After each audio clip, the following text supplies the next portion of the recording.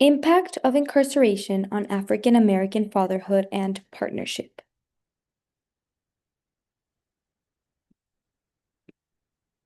Research topic. Nearly 50% of Black children have had a parent incarcerated at some point.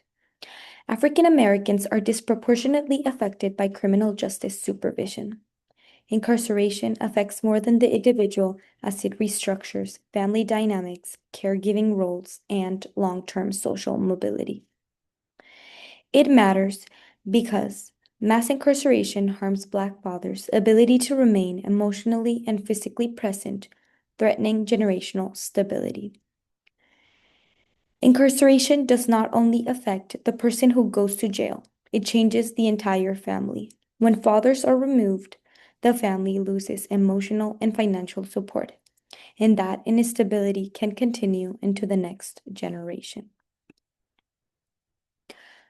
For my thesis, the U.S. criminal justice system weakens African American family relationships because incarceration, supervision, and stigma disrupt emotional bonds and limit caregiving trust, creating long-term inequities that prevent Black men from fully participating as fathers and partners.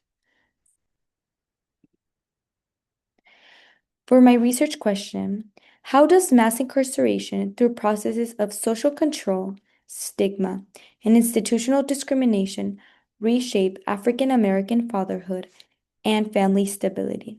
And in what ways does this reflect the broader system of racial inequality? Firstly, in my essay, I talk about identity and fatherhood. Prison enforces the masculinity theory, which creates an emotional suppression. In prison, men must follow a strict form of masculinity to stay safe. They learn to hide emotions, appear strong, and act completely self-reliant. Incarceration becomes resocialization. Prison norms replace home norms. Fathers lose caregiving status and decision-making power. Release brings institutional racism and discrimination. Families fall into relative poverty, lowering socioeconomic status, limits social mobility for parents and children. In this quote, Courtney describes this as the denial of weakness or vulnerability and the dismissal of any need for help.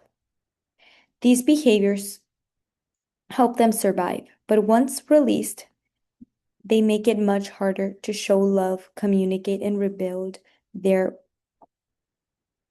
trust and bond with their partners and children. And emotional suppression makes nurturing fatherhood difficult, as intimacy requires certain vulnerability. Family role disruption and social structure. Families renegotiate roles under social structure pressure. Imbalance in caregiving shifts household power.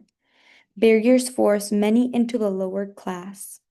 Restricted social stratification, the ranking of groups by power and resources, limits structural mobility for many Black families. In this quote, it says, discrimination, stigma, and exclusion are perfectly legal.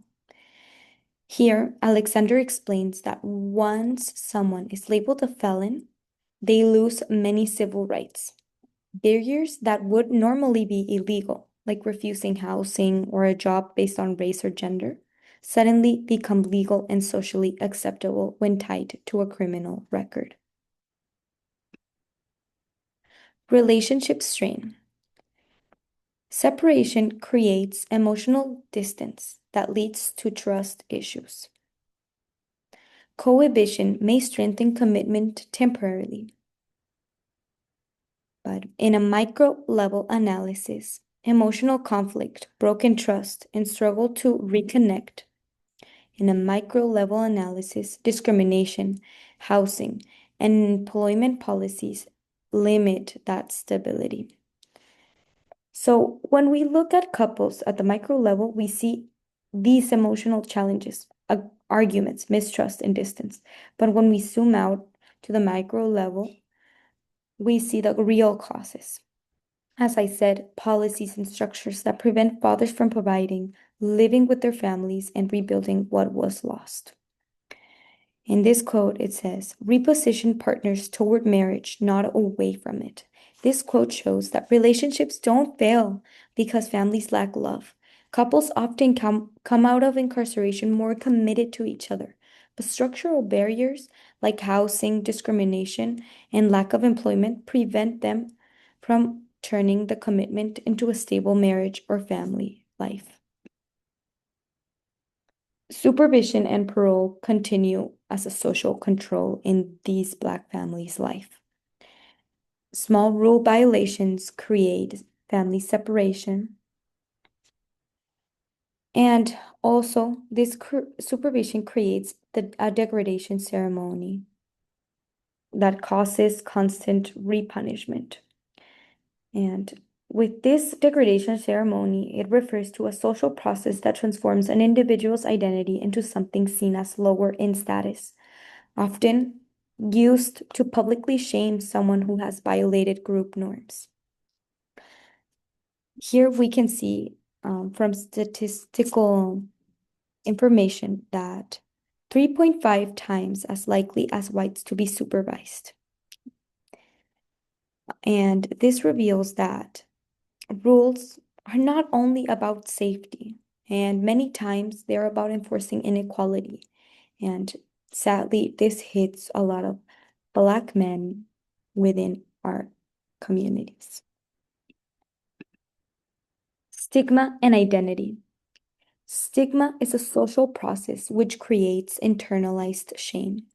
Under symbolic interactionism, identity is socially damaged. Racialization and criminality equal a double stigma, and families absorb prejudice and fear.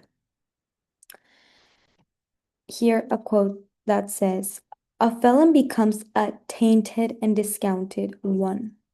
Labeling one man as less reshapes the overall household.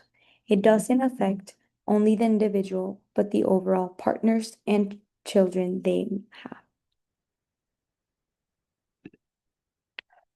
Race and stratification.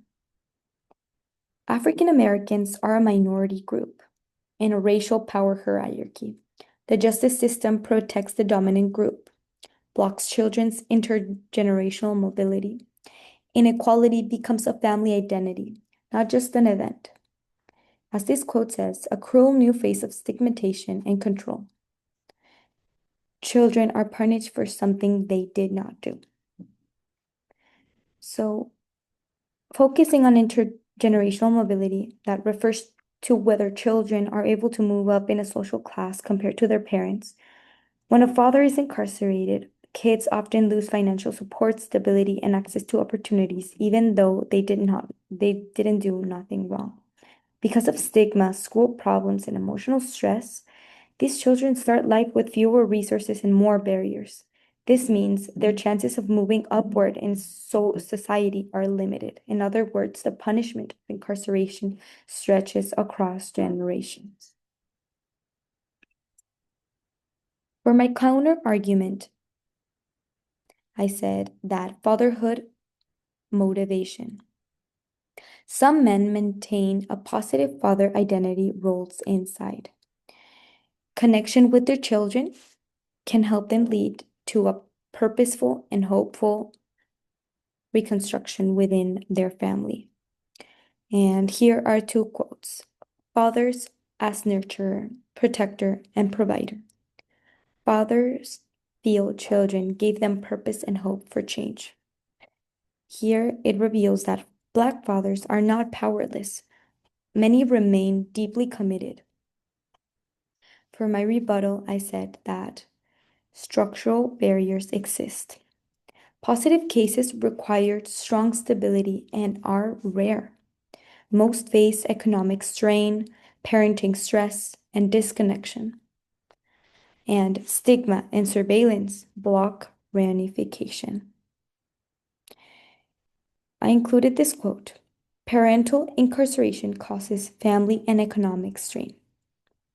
It is noticeable that resilience exists, but this system prevents it from succeeding. In conclusion, Black communities are disproportionately harmed. Outside, agents of socialization, school, courts, welfare, many help or harm. Punishment spreads to children, leading to long-term inequality. Mass incarceration dismantles community strength from the inside. Incarceration is not temporary punishment. It permanently restructures identity, relationships, economic opportunities, future possibilities. Reforms must confront structural racism, re-entry discrimination, and harmful supervision practices. Strengthening Black families helps strengthen the overall nation. Thank you. And here are the sociological concepts and citations. Thank you.